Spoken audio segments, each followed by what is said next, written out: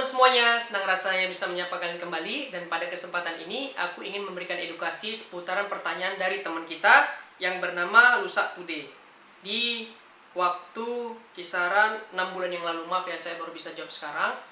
Dan di sini saya rasa pertanyaannya sangat penting untuk kita bahas agar kalian selaku pengguna, apalagi ini menyangkut orang yang baru beli AC ya. Jadi kesimpulan kita di sini pertanyaannya dari Yusa Today, Bang, AC LG yang baru beli, apakah harus ditambah freon saat pemasangannya? Nah, saya di sini akan menjawab tuntas dan saya harapkan sebelum itu kalian sudah support channel aku dengan like, comment, dan subscribe kalian. Nah, kembali lagi dari pertanyaan teman kita tadi. Perlukah AC yang baru beli itu penambahan freon dilakukan? Jadi teman-teman, aku akan bahas dulu dari awal ya. Pabrikan sendiri menciptakan sebuah produk itu sudah dengan kesiapan yang bisa langsung pakai. Jadi mereka udah menakar freon itu di kisaran bakalan nanti dikonsumsi pasti dia di tekanan PSI 140 150 tergantung tipe ya. Tapi kalau menggunakan R22 kan sudah nggak diproduksi lagi pada saat ini. Kebanyakan sih AC-AC sekarang dia produksinya R32, R410 pun sudah mulai tergantikan dengan R32. Jadi untuk tekanannya dia di kisaran 130-150. Biasa pabrikan sudah meletakkan PSI-nya itu di dalam udah ukuran 150. Udah memperhitungkan panjang pipa kemungkinan kurang lebih 3 meter. Jadi kesimpulannya, apabila kalian memasang AC baru, posisinya tergantung teman-teman. Dan juga pastikan unit dari pabrikan itu tidak ada kerusakan, kebocoran ya. Kalau kita bicara AC-nya ini bagus, biasanya pengalamanku, aku pasang AC di kisaran pipa di bawah 3 meter, kurang lebih 3 meter, ya kan? Biasanya kita tidak perlu lagi penambahan freon. Dengan catatan, kita konfirmasi dulu ke tukang pasang. Bang, usahakan pemasangannya di vakum ya. Jangan flushing menggunakan obat yang ada di dalam unit, karena dapat mengurangi freon yang ada di mesin. Jadi nanti bisa aja tekanan yang dari pabrikan itu berkurang. Apalagi kadang flushingnya itu membuang banyak freon. Flushing itu proses pembersihan pipa saat proses pemasangan. Jadi kalian selaku pengguna, jadi saya sarankan sebelum pemasangan, infokan dulu ke tukang pasang untuk melakukan metode vakum agar tidak mengurangi freon yang ada di dalam unit. Kalau pipa kalian itu masih dalam keadaan standar 3 meter, jadi kalian nggak perlu nambah freon, kalian cukup pasang, vakum, buka keran kompresornya, obat keluar, udah, nggak perlu nambah-nambah freon. Itu bakal di kisaran tekanan 130-140. Jadi aku pribadi pun waktu saat pemasangan AC aku nggak ada penambahan freon, aku cukup vakum.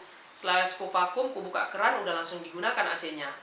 Jadi kalau misalnya AC tersebut tidak ada freonnya, berarti kemungkinan ada bocor di lasannya. Jadi untuk pertanyaan teman kita, perlukah penambahan freon? Itu tergantung jarak pemasangan kita. Tapi kalau kalian masangnya dari ruang depan ke ruang kamar mandi atau di ruang depan, outdoornya naik ke lantai 2, ya kan? Estimasi panjang pipa tuh kisaran 7 meter, 8 meter. Kalian perlu pastinya menambah freon. Dan kuncinya, di sini aku akan nunjukkan ada sebuah alat yang namanya manifold. Di situ kalian harus lihat dulu, ya kan? Tekanannya berapa. Kalau misalnya saat pemasangan, pihak pemasang menunjukkan, nih Bu, lihat ya, atau nih Pak, tekanannya di kisaran 90 atau 70. Nah, kalian harus melakukan penambahan freon. Nah, itu memang bukti-bukti pemasangan yang benar-benar tidak ada indikasi untuk melakukan kecurangan ya. Dia akan menunjukkan itu tekanan PSI-nya di fotonya, ditunjukkannya sama customer. Tapi kalau misalnya tidak ditunjukkan, cenderung bisa terjadi nanti ya beberapa faktor lah, bisa penipuan ataupun ya yang seharusnya penambahannya kita nggak tahu berapa kan gitu. Jadi teman-teman, kalian selaku pengguna dan pembeli pun harus cermat dan cerdas ya. Jadi saat melakukan proses pemasangan, konfirmasi aja gitu. Bang, berapa tekanan PSI-nya? Nanti fotokan ya gitu. Baru kalian lihat, baru kalian bisa kesepakati lah berapa penambahan freon jika tekanan sekian harus ke 130 berapa gitu. Jadi kalian pun harus tahu tekanan PSI pada sebuah refrigerant, dimana R32 itu kisarannya 130 ke 150 itu udah normal ya. Tapi kalau dia di bawah 100, indikasi harus penambahan freon. Nah, jadi kalian harus punya catatan juga sebelum kalian melakukan konfirmasi ke tukang pemasangan. Jadi kuncinya, saya ulang kesimpulannya, kalian harus perhatikan panjang pipa. Kalau masih di bawah 3 meter, itu biasanya kalian nggak perlu nambah freon.